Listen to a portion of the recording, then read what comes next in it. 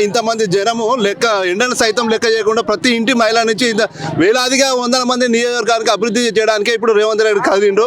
రేవంత్ రెడ్డి జెండా పట్టుకొని ఇంతమంది లక్షలాది మంది జనం ఎండలు లెక్క చేయకుండా వచ్చారు. దీనికే నిదర్శనము. ప్రతి ఇంటి కూడా ప్రెస్ మీట్ పెడతారు, బీర్లు బిర్యానీలు ఇస్తే ఎవరైనా వస్తారు, మా పార్టీ కూడా వస్తారంటారు. బిర్యానీ ఆడవాళ్ళకి ఇస్తే వచ్చేది కాదు. ఇప్పుడు వందల మంది మహిళలకు ప్రతి ఇంటికి కూడా ఇప్పుడు బస్సులు మహిళా బస్సులు వాళ్ళ మహిళా శక్తి క్యాంటీన్లు ఇవ్వబోతున్నారు, బస్సులు ఇవ్వబోతున్నారు. తర్వాత అనేక సంక్షేమ కార్యక్రమాలు 1,000 కోట్ల రూపాయలు ఇప్పుడు కూడా మాఫీ చేయబోతున్నారు. వాళ్ళకి ప్రతి ఇంటికి కూడా కార్యక్రమాలు బాగానే అందరికీ సంక్షేమ పథకాలు రాబోతున్నాయి. కాబట్టి ఇప్పుడు మహిళా గ్యాస్ కూడా ఇస్తున్నారు, ఉచిత కరెంట్ ఇస్తున్నారు. ఈ రకంగా చేస్తున్నారు కాబట్టి ఇప్పుడు అందరు కూడా స్వచ్ఛందంగా ఈ ఎండలో కూడా ఏ మీటింగ్ కూడా ఇంత స్వచ్ఛందంగా ఈ పరిపాలనలో భాగంగా ఎలక్షన్ అంటే డబ్బులు ఇస్తే వస్తారు. ఈ ఎలక్షన్లో అయితే డబ్బులు ఇవ్వడానికి లేదు. ఇప్పుడు ఓట్లు అడగడానికి కాదు, ఓట్లు తీసుకోవడానికి కాదు, ఏ కారణం లేకుండా ఓట్లు లేవు, ఏది లేవు. స్వచ్ఛందంగా వచ్చిన మహిళలు ఎండలు ప్రతి ఒక్కరు ఎవరు కూడా ఎండలు లెక్క చేయకుండా వచ్చిండ్రు. దీనికే మీ నిదర్శనం రేవంత్ రెడ్డి పరిపాలన చెప్పడానికి. సార్ కేసీఆర్ గురించి ఒక మాటలో చెప్పాలంటే ఏం చెప్తారు సార్? కేసీఆర్ పరిపాలన లక్షల కోట్లు దోచుకున్నారు. కాళేశ్వరం అనేది కూలేశ్వరం అని చెప్పి జరిగిపోతుంది. అందుకే పంటలు ఎండిపోతా ఉన్నాయి. 1,000 కోట్ల రూపాయలు దాని కమిషన్ కోసం కాళేశ్వరం ప్రాజెక్టు నిరూపించారు. దానికి వాళ్ళ కుటుంబం మొత్తం దోచుకున్నారు. దాన్ని విమర్శించడానికి, దాన్ని తిప్పికొట్టడానికి వాళ్ళు ప్రతిపక్షాలు నోరు పెంచుకొని మాట్లాడుతూ ఉన్నారు. అంతకంటే ఇంకేం చెప్పేది లేదు. అంటే అసెంబ్లీలో కూడా అసభ్యంగా మాట్లాడడం ఎలా అనిపిస్తుంది సార్? ఎవరు ప్రతిపక్షాలు వాళ్ళ తప్పును అదే భుజాల దొంగ ఎవరంటే భుజాలు జరుపుకోవడానికి వాళ్ళు తిప్పి కొట్టడానికి ఇవన్నీ వాళ్ళు నోరు నెత్తిన పెట్టుకుని మాట్లాడాలి. జగదీష్ రెడ్డి గారు మాజీ మినిస్టర్ సస్పెండ్ చేశారు ఆయన్ని. గతంలో కూడా ఉత్తమ్ కుమార్ రెడ్డి వాళ్ళని కూడా సస్పెండ్ చేశారు కదా. తప్పుగా ఒక అధ్యక్షునిగా స్పీకర్గా వాళ్ళను విమర్శించి అట్లా మాట్లాడే ఒక వ్యక్తిగా కరెక్ట్ కాదు. కాబట్టి రాజ్యాంగ ప్రకారం ఖచ్చితంగా సస్పెన్షన్ చేయాల్సి వచ్చింది. కవిత గురించి ఒక మాటలో చెప్పాలంటే ఏం చెప్తారు? లిక్కర్ స్కామ్ ఇంకంత కవిత స్కామ్ మొత్తం కుటుంబ స్కామ్. అందుకే కాబట్టి ప్రజలు రేవంత్ పట్టం కట్టారు. హరీష్ రావు గారి గురించి? హరీష్ రావు అదే ఇద్దరు కలిసి చేశారు కదా. వాళ్ళ కొడుకులు కాళేశ్వరం ప్రాజెక్టు భారీ నీరు పారుదల శాఖ కాబట్టి 1,000 కోట్ల రూపాయలు దోచుకున్నారు. అంటే మొన్న టన్నెల్లో ఇబ్బంది పడ్డప్పుడు నేను పోయి చెప్తాను, నాకు సీనియారిటీ ఉంది, నేను ఎక్స్పీరియన్స్ ఉందని చెప్పి ఉత్తమ్ కుమార్ రెడ్డి దగ్గర కూడా వెళ్ళడం జరిగింది కదా హరీష్ రావు గారు. ఎస్ఎల్బిసి అదే నిపుణుల కమిటీ తోటి అది ఇదివరకే మరి వాళ్ళు చేయాల్సిన తప్పు వీళ్ళ మీదకి వచ్చింది. అది ఇదివరకే గతంలో ఉన్నప్పుడు మరి ప్రతిపక్షంగా ఉన్నప్పుడు అసెంబ్లీగా తెలివిగా వచ్చి వాళ్ళు మాట్లాడాలి కదా ప్రతి విషయంలో కూడా.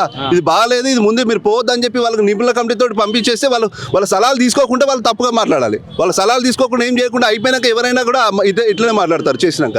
అంతే అంటారా? బాగాలేదంటారు పాలన. బాగలేదు అనడానికి కాదు, బాగుంది కావడానికి ఈ పాలన. ప్రతిపక్షాలు ఎన్నైనా మాట్లాడతారు, వాళ్ళ పాలన అయిపోయింది కదా. అందుకే కదా దీనికి పట్టం కట్టింది. నా పేరు అజయ్, మేకల అజయ్. మేము మక్కుమల్ల గ్రామము, రఘునాథపల్లి మండలం, జనగాం జిల్లా. ఎలా అనిపిస్తుంది అన్న కాంగ్రెస్ పాలన, రేవంత్ రెడ్డి పాలన? రేవంత్ రెడ్డి గారి పాలన 10 నెలల్లోనే మనకు చాలా బాగా స్పష్టంగా అర్థమవుతుంది. 10 సంవత్సరాలు పరిపాలించిన వాళ్ళు చాలా వ్యతిరేకంగా మాట్లాడుతున్నారు. కానీ కనీసం ఒక సంవత్సరం జరుగుతుంది, సంవత్సర కాలంలోనే చాలా ఇచ్చిన హామీలన్నీ నెరవేరుస్తున్నాడు. మేము చాలా సంతోషంగా ఉన్నాం. రేవంత్ రెడ్డి గారి పాలనలో చాలా సంతోషం వ్యక్తం చేస్తున్నాం మేమంతా. అంటే కొంతమంది పథకాలు అన్ని మాటలే తప్ప చేతల్లో ఏం లేదు, అన్ని చేయలేదు, రుణమాఫీ చేయలేదు, రైతు భరోసా చేయలేదు అంటున్నారు. 100% రుణమాఫీ అనేది 2 లక్షల వరకు రుణమాఫీ వచ్చింది. కొన్ని ప్రాబ్లమ్స్ వల్లనే అవి రాలేకపోయినాయి. 100% రుణమాఫీ వచ్చిందని మేము తెలుపుతున్నాము. కొంతమందికే రాలేదు. కొంతమందికి 2 లక్షల పైచిలకు ఉన్న వాళ్ళకి రుణమాఫీ వర్తించలేకపోయింది. కొన్ని టెక్నికల్ ఇష్యూస్ వల్ల అది రాలేకపోయినాయి అని మేము తెలుపుతున్నాం. ఒక మాటలో కేసీఆర్ గురించి చెప్పమంటే ఏం చెప్తారా? కేసీఆర్ గారు ఫామ్ హౌస్ ముఖ్యమంత్రి అని మేము ఒక మాటలో చెప్తాం. ఫామ్ హౌస్ ముఖ్యమంత్రి. ప్రజాపాలన అందించడం, ప్రజలకు సుపరిపాలన అందించడం అని చెప్తున్నారు. ప్రజాపాలన అనేది మాది, మా ముఖ్యమంత్రి గారు చెప్పే మాట. కేసీఆర్ గారి మాట అది ఏంటంటే ఫామ్ హౌస్ కుటుంబ పరిపాలన వాడుకున్నాడు.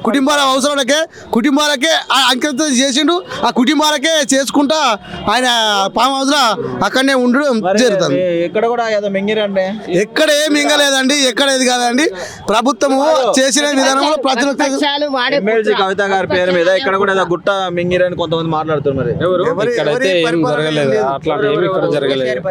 కేసీఆర్ పరిపాలన ఇక్కడైతే మాట్లాడి ఏం జరగలేదని, ఇక్కడైతే అవకతవకలు ఏం జరగలేదు. ఇక్కడ కానీ కవిత అనేటామె ఆమె మొత్తం లిక్కర్ స్కామ్.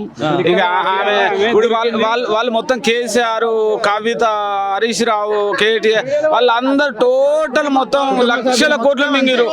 పబ్లిక్ అర్థమైంది, మాకు అర్థమైంది. వాడు ఎవరో ఇప్పుడు వాళ్ళు అంటారు కదా బీఆర్ఎస్ వాళ్ళు, బ్రదర్ వాళ్ళు అంటారు కదా, నేను కోమల్ల మాది నాకు ఒక్కోనికి 1,90,000 రూపాయలు మాపోయినాయి. 1,90,000.